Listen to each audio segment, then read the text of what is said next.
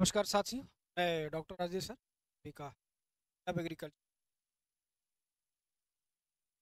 संस्थान के द्वारा आप सभी के लिए एक फॉर्म के बारे में जानकारी दिया गया था। फैसिलिटेटर कहते हैं, जो राज्य कृषि प्रबंध संस्थान रहमान खेड़ा के द्वारा 2022 में भी निकाला गया था और 2024 में भी। क्योंकि जब आप लोगों ने उसे सर्च किया तो रहमान खेड़ा उसके राज्य ग्रामीण प्रबंध संस्थान का जो साइट है वहाँ पर भी नहीं दिख रहा, क्योंकि वो आया कुछ समय के लिए था फिर उसे हटा दिया। कुछ लोग कर पाए और कुछ लोग नहीं कर पाए। पास भी कर लिया था, क्या था। तो अब आप लोग जब उसको देख रहे हैं और वीडियो देखने के बाद तो आप लोग संशय में है कि कहीं ये फर्जी तो क्यों, क्योंकि संस्थान के साइट पे यूआरएल पे आपको दिख रहा है, इसलिए आप परेशान। और फॉर्म भी नहीं मिल रहा इसलिए परेशान। तो कहीं ऐसा तो नहीं है 500 रुपया जो जा रहा है फर्जी चला। तो आप लोग को मैं आश्वस्त करना चाह रहा हूँ, फॉर्म भी रियल है और जो बातें बताई गई है भी सही है। आपके साथ कुछ भी अहित नहीं होगा, इसलिए नहीं होगा क्योंकि ये बात सत्य है। उसकी सत्यता के लिए मैं आपको पुनः यहाँ पर जो है सारा प्रमाण। बस एक बात आप लोग आपके जेहन में थोड़ा सा आ जाए, कभी कभी आप एटीएम और बीटीएम का नाम सुनते हैं। तो कब एटीएम बीटीएम का फॉर्म आ जाता है, कब एटीएम बीटीएम का लोगों का सिलेक्शन हो जाता है, कितने लोग जान पाते हैं कितने लोग नहीं जान पाते हैं, जरा इसके बारे में आप प्रयास करिएगा जानने का। तब आपको समझ जब आएगा कि कभी कभी कुछ ऐसे चीज़ें भी आती हैं जो बहुत कम समय के लिए आती है। अधिकांश लोग नहीं जान पाते, जो लोग जागरूक होते हैं कहीं से टच में आ जाते तो उन्हें पता चलता है और वो पता चले वो सिस्टम में आ जाते हैं। ऐसी ही कुछ स्थितियां यहाँ पर आपकी है। तो देखिए, लेकिन हम आपको पूरा यहाँ पर तथ्यात्मक रूप से स्पष्ट कर दे रहे हैं कि ये चीज़ें सही है, गलत नहीं है। पहला तो ये के द्वारा दिया गया ये पूरा फॉर्मेट है जो राज्य ग्रामीण प्रबंध संस्थान रहमान खेड़ा में है, उन्हीं के द्वारा ये दिया गया पूरा जो है फॉर्मेट है। अगर किसी को संशय लग रहा हो तो उस संस्थान में संपर्क करके जानकारी आप स्पष्ट कर सकते हो, वो आपको बता देंगे। तो उन्होंने ये पूरा आपको फॉर्मेट दिया था, आपने पूरा आवेदन जैसे हर फॉर्म को भरते उसी तरह के इस आवेदन के बारे में भी पूरी जानकारी आपसे दी जाती है। उसमें हमने एक चीज़ ये भी बताया था कि आपको गृह जनपद में ही अवसर मिलेगा। तो उसमें जो है गृह जनपद के रूप में देख लीजिए, यहाँ पर आपसे 2 जनपदों के नाम मांगे हैं, उस भी आपकी सुरक्षा होगी, आप डालेंगे। बाकी इसमें क्या था, पूरा आपका जो शैक्षिक बैकग्राउंड जो भी अभी तक का है उन सभी को आप यहाँ मेंशन करेंगे। कोई वर्क एक्सपीरियंस है तो उसके बारे में। अब वर्क एक्सपीरियंस का मतलब जितना भी कोई प्राइवेट संस्था में काम किए हों अपनी यूनिवर्सिटी के माध्यम से, कोई जैसे आप लोग सभी लोग अगर एग्रीकल्चर के होंगे तो रावे किए होंगे, वो भी यहाँ काम करेगा आपका, तो उसको भी आप लगा सकते हैं। कोई कंप्यूटर का डिप्लोमा लिए होंगे वो भी आपका जो है आएगा इसमें। तो उन सभी के बारे में आप यहाँ पर मेंशन करते हुए आगे बढ़ जाएंगे। ठीक है। आगे लिखा, क्या आपने इससे पहले डेसी कार्यक्रम में कार्य किया है, यदि हाँ तो विस्तृत है। इसके पहले अगर इसी पद के लिए आप अगर कभी काम किए हों तो उसका भी विवरण आपको देना होगा। अब जो लोग किए होंगे वो बड़ी अच्छे से इसके बारे में जान रहे होंगे। इतना करने के बाद आपको ये सब घोषणा करना होगा, आपको यहाँ पर पूरी जानकारी देनी होगी। ये आपके फॉर्म का पूरा वो है, यहाँ आपका सिग्नेचर होगा। ठीक है।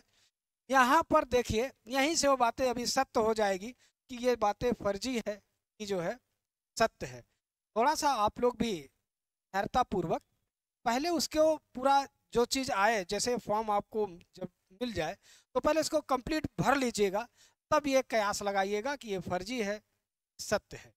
क्योंकि ये सत्य है, इसी बात को हम जो है बताना चाह रहे हैं। देखिए यहाँ पर क्या लिखा, आवेदन की प्रक्रिया हेतु नियम एवं शर्तें DAE देशी CCINM की गाइडलाइन के अनुसार यह चयन मैनेज द्वारा, जो राज्य कृषि प्रबंध संस्थान है उसकी बात कर रहा है, मैनेज द्वारा संचालित diploma in agricultural extension services for input dealers एवं certificate course on integrated nutrient management कार्यक्रम के सफल संचालन हेतु इसके सफल संचालन हेतु फैसिलिटेटर के रूप में कार्य किए जाने हेतु संविदा के आधार पर एक वर्ष के लिए चयन किया जाएगा। संतोषजनक सेवा न होने पर की स्थिति में कभी भी फैसिलिटेटर को पद से हटाया जा सकता है और संतोषजनक सेवा एवं एनटीआई की के आधार पर आगे भी 1 वर्ष या निर्धारित आयु 65 वर्ष पूर्ण होने तक बढ़ाया जा सकता है। फैसिलिटेटर को मैनेज द्वारा निर्धारित मानदेय बेसी हेतु 17,000 रुपये प्रति माह एवं CCINM हेतु 15,000 प्रति बैच के सफल संचालन हेतु गाइडलाइन के अनुसार देय होगा। तो कहने का मतलब आपको ये जो डेसी के द्वारा डेसी का वो दिया जाएगा उसके लिए जो है आपको 17,000 रुपये प्रति माह मिलेगा और जो ट्रेनिंग के लिए एक बच्चे के ट्रेनिंग के लिए आएगा CCINM के लिए उसके लिए 15,000 रुपये प्रति बैच के माध्यम से वो देंगे। वो भाई जो ट्रेनिंग कराएगा संस्था उसको जो है ये मिलेगा।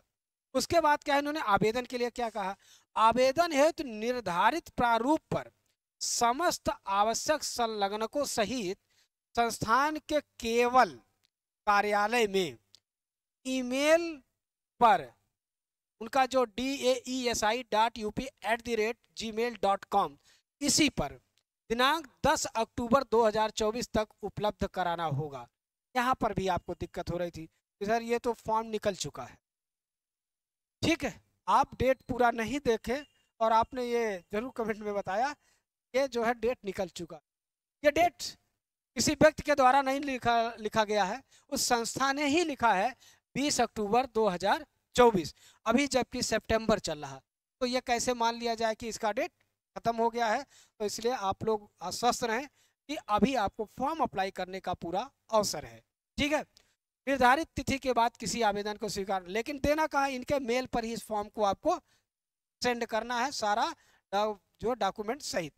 आगे इन्होंने कहा आवेदन फीस 500 रुपया मात्र संस्थान के खाते में खाता धारक निदेशक राज्य कृषि प्रबंध संस्थान रहमान खेड़ा। अब आप बताइए यदि ये फर्जी होता तो राज्य कृषि प्रबंध संस्थान का जो एक खाता नंबर है जो है वहां पर ये वो दिया जाएगा, तो सीधे सीधे जो पैसा जा रहा हो उत्तर प्रदेश का जो राज्य कृषि प्रबंध संस्थान है वहां के लिए जब ये चीजें पैसा आपसे लिया जा रहा है तो किसी व्यक्ति का किसी फ्रॉड की कोई गुंजाइश यहाँ से भी नहीं दिख रही, ये आपको एक प्रमाण दे रहा है, ठीक है। इसलिए आप आश्वस्त रहें कि ये चीजें सही है।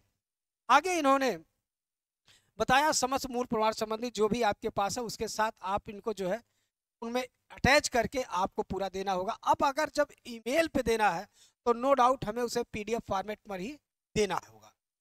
अब उस शैक्षिक अर्हता के संबंध में इन्होंने जो एक वो बनाया है आधार कैसे सिलेक्शन का जो प्रोसेस क्या है, कैसे कैंडिडेट को जो है सेलेक्ट किया जाएगा, उसके लिए इन्होंने एक प्रारूप तैयार किया है।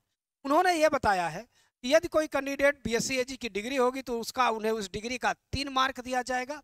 अगर उनके पास MSc AG की डिग्री होगी तो उन्हें 3 मार्क उसका भी दिया जाएगा। अगर किसी के पास PhD डिग्री होगी एग्रीकल्चर से संबंधित, ध्यान रखिएगा, ठीक है, तो उसका 4 मार्क मिलेगा।